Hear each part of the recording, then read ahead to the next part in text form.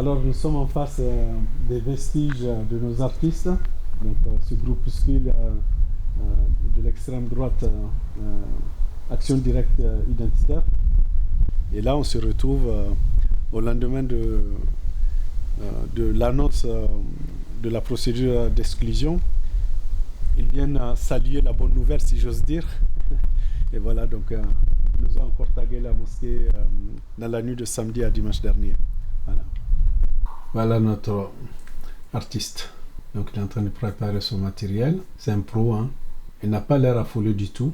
Il a mis la combinaison de discrétion, la cagoule bien sûr, le masque, le jogging uni, la bombe qu'il maîtrise comme un petit jouet. Et il est en train de nous insulter sur le portail électrique. C'est révoltant, hein. C'est révoltant de voir ça vraiment. Et c'est dire que c'est la 7e fois que cela arrive, sans qu'on n'ait jamais pu avoir le moindre indice de ces gens qui commettent ces actes-là. L'impunité la plus totale.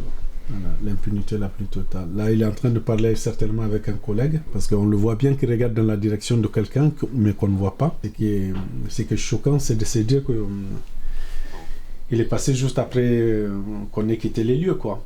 Nous, on était là jusqu'à, allez, on va dire vers 2h05, 2h10. Quand on le voit intervenir 5-6 minutes plus tard, ça veut dire qu'il était là, il attendait qu'on parte. Et ça aussi, c'est la conséquence de la politique de la ville. On éteint les lumières systématiquement. Les lumières sont éteintes à minuit. Et voilà, donc le site tombe dans le noir et voilà. Voilà, donc là, il est en train d'achever son œuvre. Hein, donc c'est la signature qu'il est en train de faire. Voilà.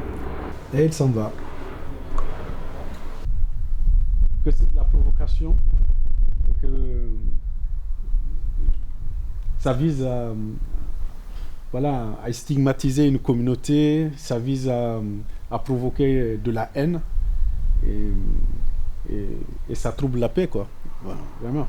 Non, heureusement qu'on n'est pas tombé dans la psychose, mais c'est quand même une arme à double tranchant parce que à force de banaliser ces attaques, à force de les ignorer, on peut se faire surprendre de façon très dramatique. J'espère que non, mais voilà, c'est ce que je disais dans la dernière vidéo où j'ai été interviewé par le CCIE sur ces attaques.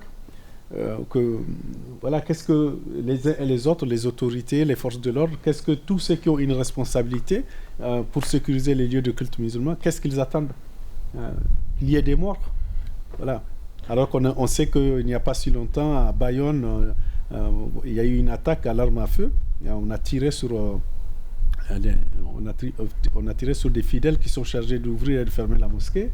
On se rappelle de l'attentat contre l'imam Rachid Alger, l'imam de Brest, et toutes les autres attaques qui défraient la chronique en France sur les lieux de culte musulmans.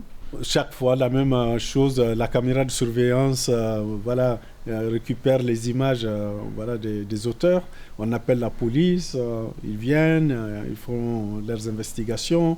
Je vais systématiquement déposer plainte et puis l'affaire suit son cours, mais voilà, son cours semble ne jamais s'arrêter parce que jusqu'à présent on n'a aucune nouvelle de toutes ces affaires.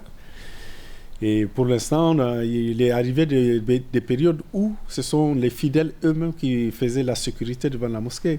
Il y a une partie des fidèles qui prient et il y a un groupe qui est dehors en train de surveiller la sécurité. On a eu à faire ça comme système de protection. On voit maintenant, hein, comme il y a eu cet épisode, on voit la police nationale ces derniers jours venir faire des rondes autour de la mosquée, dans le centre. Mais à chaque fois, c'est toujours pareil. C'est quand il y a passage à l'acte que la police arrive pour plus nous rassurer, nous, que pour essayer d'empêcher de nouveaux passages à l'acte. Donc, ce qu'on attend, c'est que les lieux soient vraiment protégés, sécurisés, que la ville puisse équiper le site de caméras et qu'on puisse aussi remonter les téléphones des gens qui, pendant le moment où les incidents se passent, qu'on essaie de savoir quels sont les téléphones qu'on pouvait zoner. Enfin, c'est pas à moi de leur apprendre comment faire un plan de sécurisation d'un lieu sensible.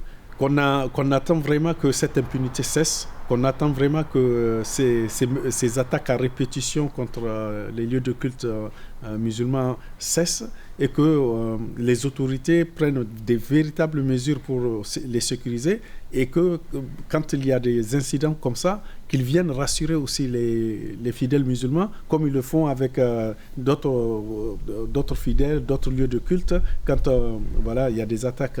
Nous, quand on se fait taguer, quand on se fait menacer, il n'y a personne qui se déplace. À part les journalistes qui viennent pour faire un article. Voilà.